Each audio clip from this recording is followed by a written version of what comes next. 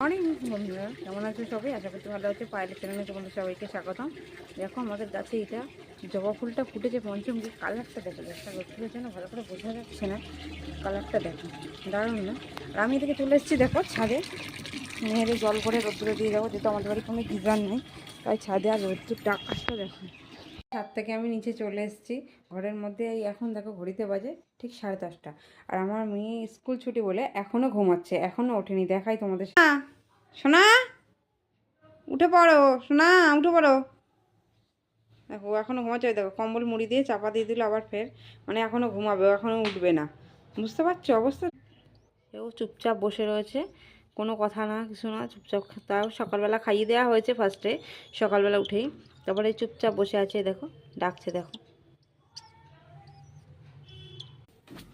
আশা করি এই অবধি এখন ভিডিওটা, আবার পরে দেখা হবে। টাটা।